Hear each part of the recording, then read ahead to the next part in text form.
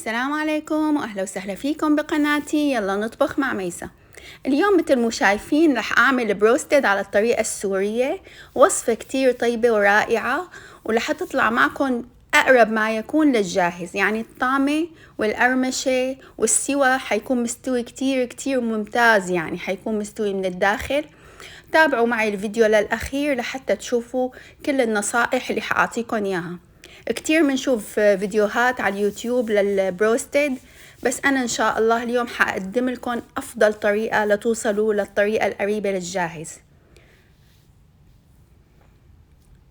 شوفوا هلأ عندي المي، أول شي حطيت فيها ملح وشوية خل أبيض ورح أنقع على الدجاج للتنظيف. هلأ الكل بيعملوا هيك، ويعني هي طريقة صارت معتادة.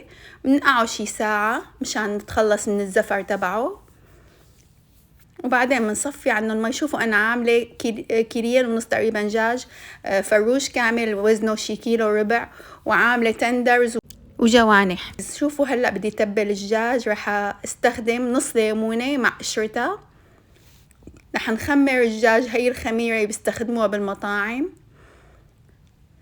نص ليمونة بس، ما تكتروا كتير ليمون مشان ما تعطيكم طعمة قوية بالهذا، بس هي تروح الزنخة وبتساعد بالتخمير. بطحنها مع شوية مي مثل ما شايفين الليمونة لحتى تصير ناعمة هي وقشرة كلها يعني مع بعضها.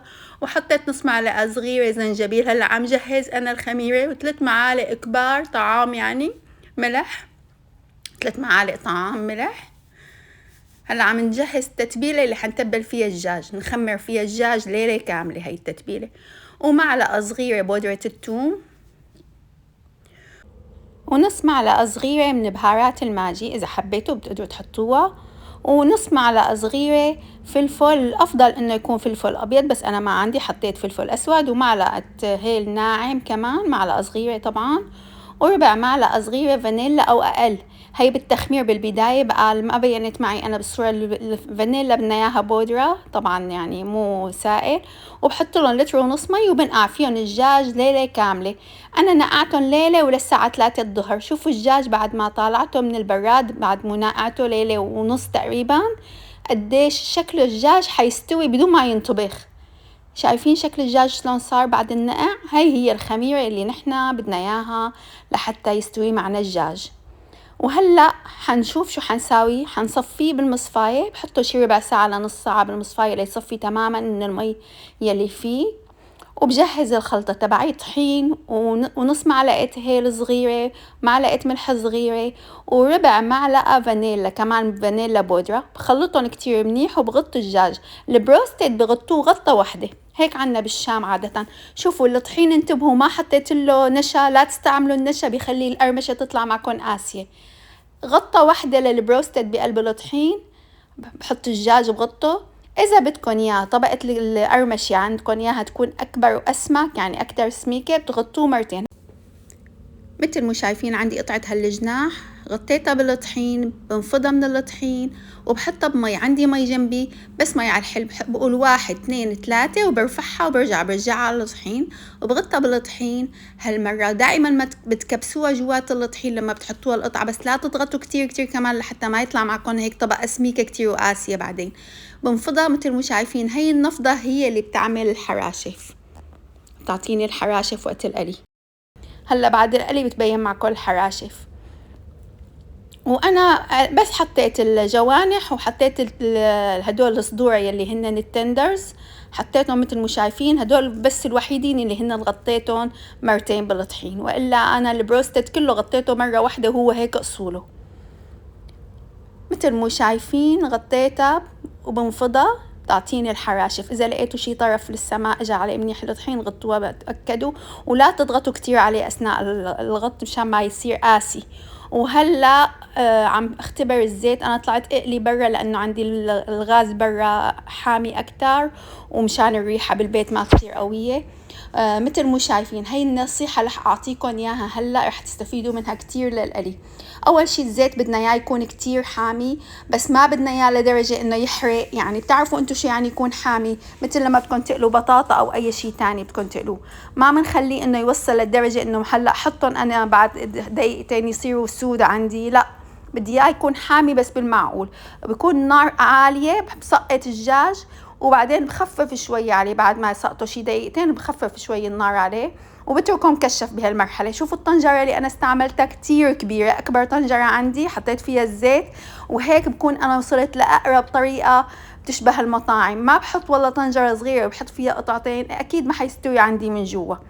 هلأ شوفوا بعد ما أخذ شي 7-8 دقايق بالزيت، صار لونه ذهبي فاتح عندي، برفعه وبحطه بمصفاية ليصفي منه الزيت، وبخليه شي 4-5 دقايق هيك برات الزيت هلأ ليصفي ويبرد شوي.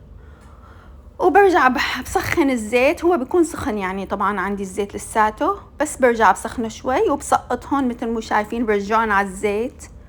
وهالمرة بدي احط معهم البطاطا. هلأ حطيت الدجاج وبجيب البطاطا، شايفين البطاطا قطعوها رقيقة، مقطعتها وملحتها أنا، لا تسمكوها كتير، وهي حطيتها فوقهم. وهلأ بخليهم شي 7-8 دقايق هالمرة كمان، يعني كلها هي مرحلة طبخ البروست تاخد لها شي ربع ساعة. هيك بيعملوا بالمطاعم، ما بعرف إذا شفتوهم، بس أول مرة أنا لما حطيت الدجاج ما غطيته، هالمرة أنا رح أغطي. هلأ وعلى نار عالية بخليه طول الوقت ومغطى مثل ما قلت لكم شي 7-8 دقايق هالمرة كمان، وما برفع الغطا عنه أبدا ولا بحركه. شوفوا هلأ بالآخر لما استوى رفعت عنه الغطا بعد ما مرق المدة اللي أنا خليته، مثل ما قلت لكم طول الوقت على نار عالية مشان بدي القرمشة تبين عندي. شوفوا اللون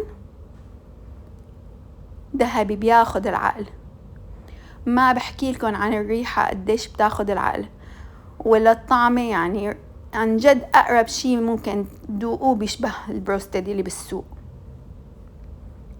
شايفين لونه؟ البطاطا ما حطيت لها أي بهارات، البطاطا بس ملح وحطيتها مع الدجاج. هي بتاخد من بهارات البروستد، هيك بتلاحظوا عليها نقط، هي أخدته من البهارات تبع البروستد، وبتاخد من طعمة الدجاج كتير كتير طيبة.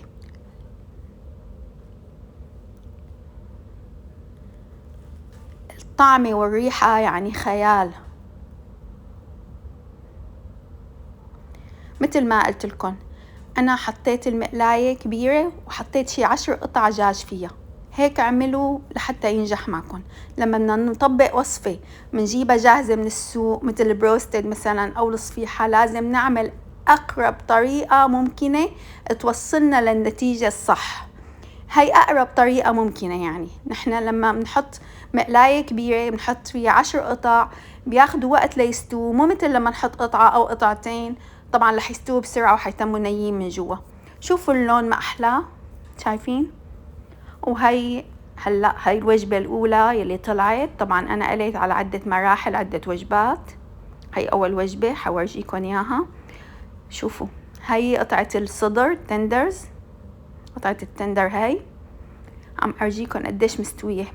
شايفين أنا عم صور بإيد واشتغل بالإيد التانية فمتلبكة شوي، وبتطلعوا على قديش من جوا مبينة طرية وجوسي. وهي الفخذ يلي هو نحن منخاف منه أكتر شي إنه ما يستوي، شفتوا قديش مستوية، يعني هيك بس قسمة صغيرة وصلت للعظم. وهي الوصفة صارت عندي جاهزة. بالنسبة للبطاطا، إذا بدكم بطاطا مقرمشة عندكم وتنجح بتقدروا تنقعوها بمي سخنة مع ملح، هاي كمان نصيحة بدي أعطيكم إياها. طبعا مو مي غليانة، مي سخنة، بتحطوها 4 دقايق ل5 دقايق بمي وملح، وبعدين بتصفوها وبعدين بتقلوها. والبروستد هاد بنقدمه مثل ما شايفين، عملت توم وحطيت معه كاتشب ومخللات للي بحب، وكانت وصفة من أطيب ما يكون. اشتهيتكم كلياتكم لو تشموا الريحة وتذوقوا، وإن شاء الله بتجربوها وبتنال إعجابكم. وهالوصفة عن جد كتير ناجحة، جربوها وادعولي. وإذا عجبتكم لا تنسوا اللايك والشير والاشتراك بالقناة. شوفوا هون قبل ما انهي معكم كمان هي قطعة صدر تانية، هي بالعظم، العظم في هي قطعة صدر مع عظم، يعني عم ورجيكم قديش مستوية وطرية من جوا كمان. شايفين؟